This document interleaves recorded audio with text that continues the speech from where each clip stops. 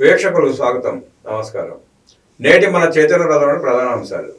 వచ్చే మహిళా దినోత్సవం నాటికి 1,00,000 మంది మహిళా పారిశ్రామికవేత్తలను తయారు చేయాలన్నారు ముఖ్యమంత్రి చంద్రబాబు నాయుడు. రైతులు ప్రజల ఆకాంక్షలకు అనుగుణంగా బ్యాంకుల నిర్ణయాలు ఉండాలన్నారు ముఖ్యమంత్రి నారా చంద్రబాబు నాయుడు. ఖరీఫ్ లో ఇప్పటికే సగం సమయం గడిచిపోయిందని, ఈపాటికే రైతులకు రుణాలు, ఇన్పుట్ సబ్సిడీ ఇవ్వాల్సి ఉందన్నారు. సచివాలయంలో సీఎం అధ్యక్షతన బ్యాంకర్ల సమావేశం జరిగింది. వన్ ఫ్యామిలీ వన్ ఎంటర్ప్రెన్యూర్ కార్యక్రమానికి బ్యాంకుల సహకారంపై చర్చ జరిగింది.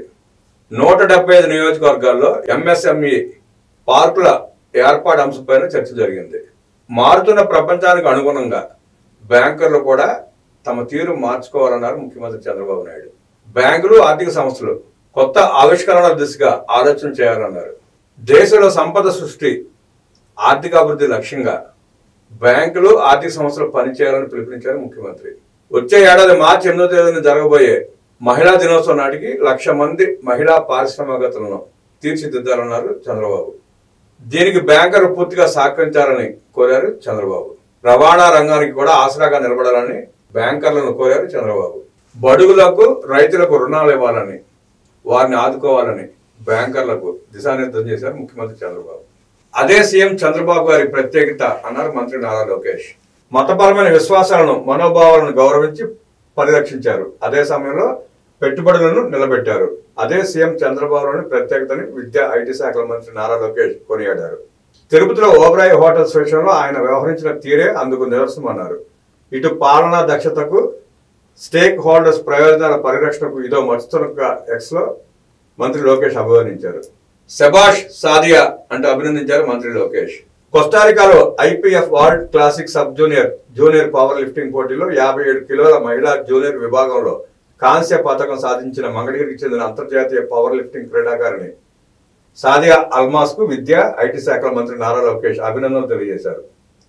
తన ప్రతిభతో అంతర్జాతీయ వేదికపై భారతదేశ జెండాను రెపరెపలాడించారని కొనియాడారు. కాంస్య పథకం సాధించి దేశంతో పాటు మన మంగళగిరికి గర్వకారణంగా నిలిచారన్నారు. ఆమె అంకిత భావం యువతకు స్ఫూర్తిగా నిలుస్తుంది. సాదియా ఆల్మాస్ కు అన్ని విధాల ప్రోత్సాహం అందిస్తాం. భవిష్యత్తులో ఆమె మరిన్ని విజయాలు సాధించాలని మంత్రి లోకేష్ ఆకాంక్షించారు. ఆత్మ నిర్భర్ భారత్ స్ఫూర్తికి నిదర్శనన్నారు చంద్రబాబు. రక్షణ మంత్రి రాజ్నాథ్ సింగ్ సమక్షంలో అడ్వాన్స్డ్ ప్రాజెక్ట్ 17A స్టైల్ బ్రిగేడ్ల ఐఎన్ఎస్ ఉదయగిరి, ఐఎన్ఎస్ హిమగిరి మంగళవారం విశాఖపట్నంలో భారత నావికా దళంతో చేరటం దేశానికి, రాష్ట్రానికి ఎంతో గర్వకారణమని సీఎం చంద్రబాబు అన్నారు. 300కు పైగా స్వదేశీ పరిజ్ఞానం, పరికరాలు, వందలాది స్వదేశీ ఎంఎస్ఎంఈల మద్దతుతో ఈ ప్రపంచ స్థాయి బ్రిగేడ్లు రూపుదిద్దుకోవడం ఆత్మ నిర్భర్ భారత్ స్ఫూర్తిని ప్రతిబింబిస్తున్నాయన్నారు. మన తూర్పు తీర ప్రాధాన్యతను చాటి చెబుతున్నాయన్నారు. ఈ 2 స్టైల్ బ్రిగేడ్లు మన నావికాదళ సామర్థ్యాన్ని, పోరాట శక్తిని మరింత పెంపొందించడమే కాకుండా యుద్ధ నౌకల రూపకల్పన, నిర్మాణంలో భారతదేశ స్వావలంబనను మన దృఢ సంకల్పానికి తిరుగులేని నిదర్శనంగా సీఎం చంద్రబాబు అభివర్ణించారు. చంద్రబాబు నాయుడు, నారా లోకేష్ కృషితో విద్యా వ్యవస్థలో సమూల మార్పులు వచ్చాయన్నారు మంత్రి కొల్లు రవీంద్ర.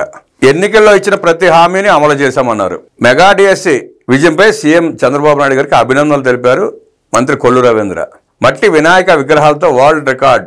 విజయవాడలో 7,730 వినాయక ప్రతిమల తయారీ వరల్డ్ బుక్ ఆఫ్ రికార్డ్ పత్రాన్ని అందజేసిన సంస్థ ప్రతినిధులు.